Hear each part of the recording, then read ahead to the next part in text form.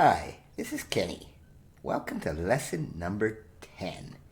In this lesson, I'm going to be teaching Mozart's Minuet in F major.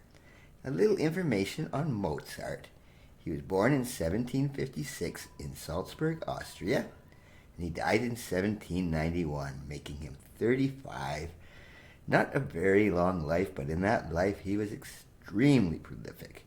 He is known as one of the greatest composers of all time, and there's so many reasons for it. Among other things, he wrote 41 symphonies, 27 piano concertos, many operas, including The Magic Flute, Don Giovanni, The Marriage of Figaro. Just incredible amount of stuff Mozart wrote in his short life. Now, this piece that I will be teaching you, the Minuet in F major, is kind of unique. He wrote this when he was 5 years old. Okay? So it's not the most difficult thing, but it is charming. It is everything that you can hear in even the older Mozart. So before I teach this piece, I will just play it for you. It's not very long.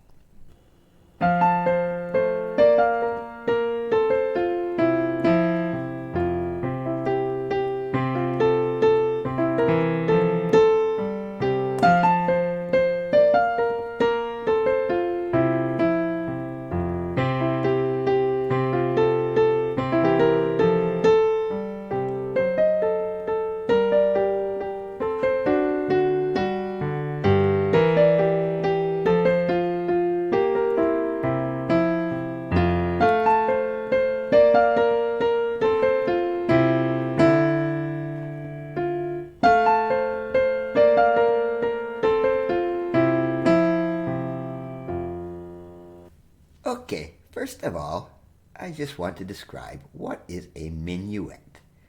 It is a dance, just like a waltz. It's in 3/4, like a waltz, but it is not. It's a lot more elegant, okay? You remember a waltz was sort of papa kind of thing. This minuet is a lot more elegant.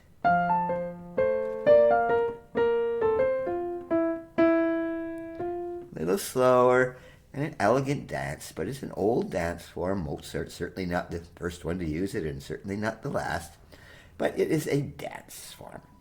The next thing I want to mention here, okay, let's just move this up a bit here so we get some more of the score in here. Just a little briefly thing here, which is kind of related to this, all right? That word grazioso, right at the start on the score. And this is typical of a minuet. It just means graciously, very graceful, all right? So that's just a way a composer would write, just, I want you to play this gracefully, very nice and smooth and stuff. Okay, that's just the little things here. Okay, there's a few little new things that I will discuss when we get to it. But the main thing about this piece is not that difficult, but it's the fingering, okay? All right, and I didn't write in all the fingering as there's a score, as always. You can find it in the comment section, a copy of the score. But you can also go online and find other people's versions of this score, which I might have more fingering than I put on. However, the fingering is a bit weird in this, and I'm just going to say a few things about it. First of all, in the left hand here, all right? Very simple, all right? Start with your 5th finger on the F. And then you get that big reach down there. That's not too hard, but then you'll go bouncing back up.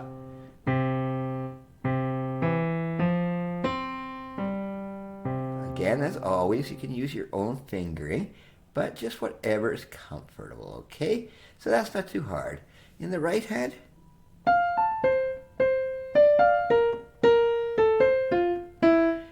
where I just want to say a few words, okay? Now you might notice here, I've written the fingering in on the first few bars, so you get the idea of it. But what you want to do is change your fingers, okay? Here it starts on the 3rd, and I've got my thumb on the C, and then the next time on the C to put on the 2nd string, and then I'm switching the fingers again. for this is to get your fingers into position for your next lines. All right? You can't just go. You can do. It just gets really awkward. So if you move your fingers around and just try to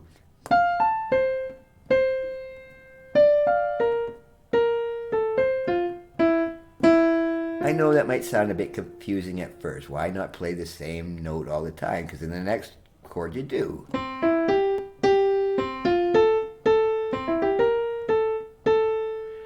Okay, what the point is I'm trying to make is you want to make it so much smoother, all right? You can use the pedal in this piece, obviously. I have. You might have noticed that. But you want to make it easier to position yourself for the next notes, all right?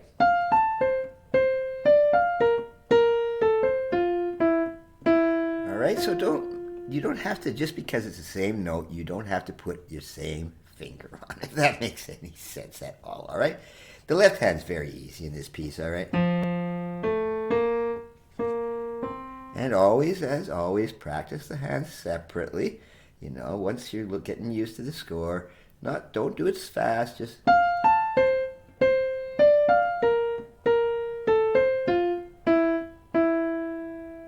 Okay, those first few bars are very simple, and they're easy in chords too.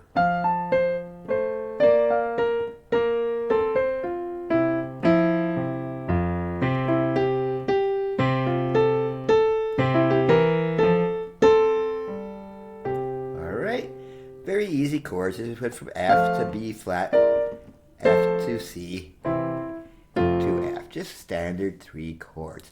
Now there's one thing here though that I have not taught yet, and I'm going to have to do a whole theory lesson. It is these notes that I'm sort of circling with my blue thing. I'm going to get a better blue thing in the next video. That's called a triplet. And if you can see clearly, there's a 3 over top of the notes. And what that means, okay, look at the bar before here. There is a 2/8 notes. But this triplet, it means in the same time as 2/8 notes or 1/4 note, you're going to play 3 notes. All right? And that'll be a whole theory lesson. It doesn't have to be 3. You could use a 5, but we're not going to do, because Mozart could have wrote this.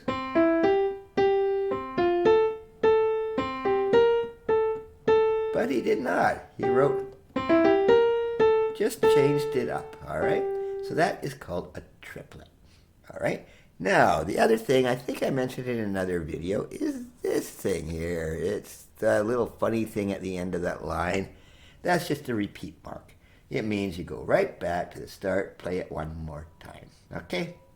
Very simple. So, if you noticed in my performance, I played those first line twice. All right, now it gets a bit stranger, all right? All of a sudden, Mozart, he's a 5-year-old, remember, but he's got a very good sense of music.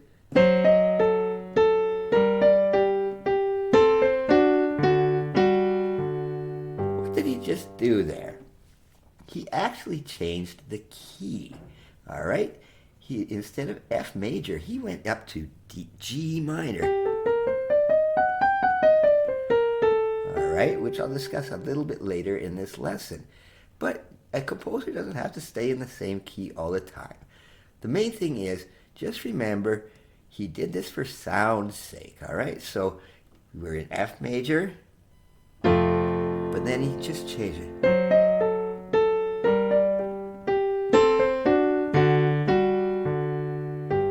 And then again.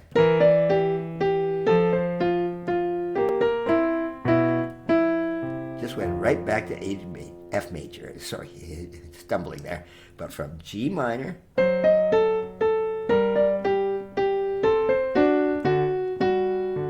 then right back into F major. Whoops. See, even I make mistakes. Don't worry about making mistakes. It happens all the time. All right, and then he goes on here. Let's just move this up here to get the rest of the piece in the view here. All right. The last few bars here, he just repeats what he did at the start. All right? It's just a repeat. The left-hand notes, some of it is a bit different, okay?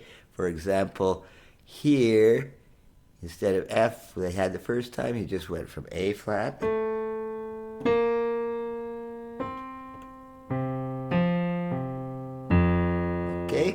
these are all dotted half notes. If you take the theory lessons, you realize a half note is 2 counts, but the dot gives an extra half the count. So a half plus a quarter. So these are worth 3.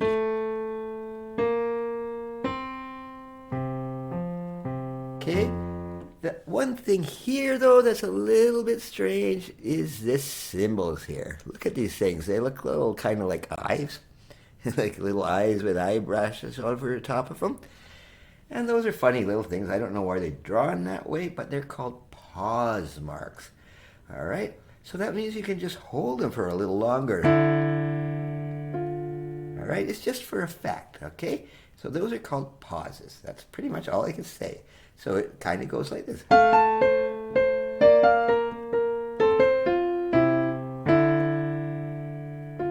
You can hold them as long as you want, but it's just for effect. And then he goes right back.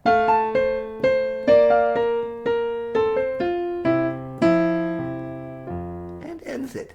Very elegant, very nice and elegant. But that pause mark, don't be afraid of it. Just hold it a little longer and then come back.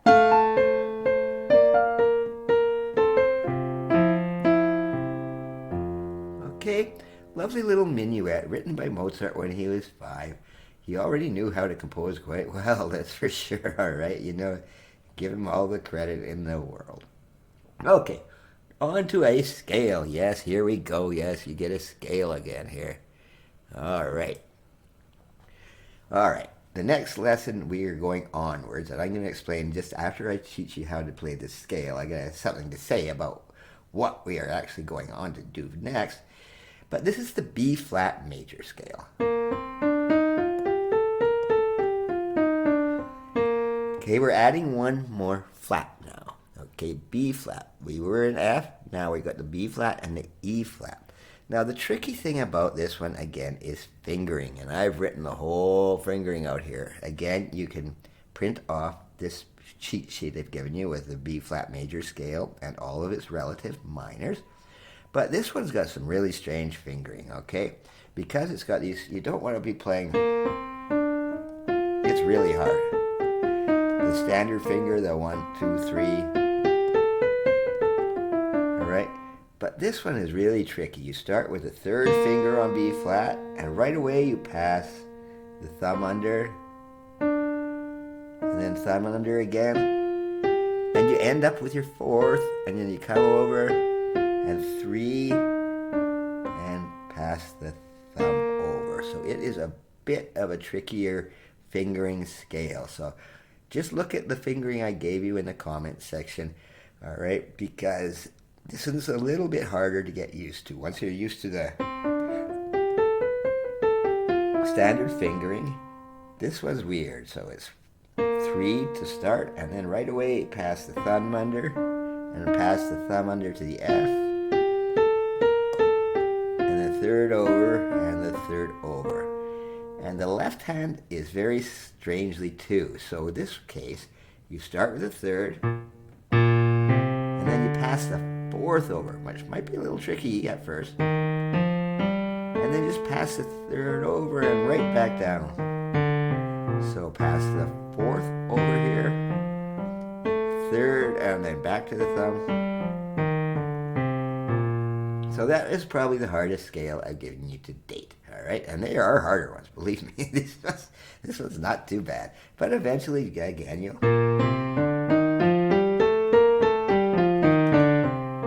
And it is harder to play together. So learn them by themselves, obviously, until you really feel comfortable about putting them together. And I've always also given you the minor ones, all right? As you B flat major, you go down those 3 semitones, and we're into G minor. And guess what? You were playing a bit in G minor with it. So the G minor scale, okay, it's the same ones.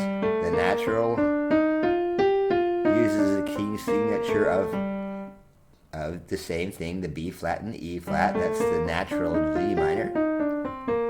But of course, I've also given you the harmonic one, which gives an F sharp, that big stretch. I will describe this in much more detail when we're playing in G minor. And then there's a melodic form of the G minor scale as well. You can fool with those. I will be teaching those in much more detail in future lessons, all right? But they are all on the same scale cheat sheet I gave you. Okay, and finally, I just want to mention where we've got some of these pieces from. Okay, I've taught you the Haydn Dance, the Kabalevsky Waltz, and this Mozart Minuet, and I have got all of these out of the Royal Conservatory of Music Grade 1 exam book. All right, these are pieces you can play for your exams in Grade 1 if you are studying the Royal Conservatory of Music. Then that would probably mean you're in England or Canada or one of the Commonwealth things. I'm not sure what kind of system the United States uses, but they would have their own. And I took these pieces out of them because they're public domain and they're old and anyone can use them, right? But why I'm bringing that up is I am going to move on. We are going to move to grade 2. And it's not going to be all that much more difficult. It'll just be a smooth transition. But we're going to go slightly harder, more chords, more scales. But we have passed grade 1 and we're on to grade 2. Thank you. That was lesson 10. I will see you later.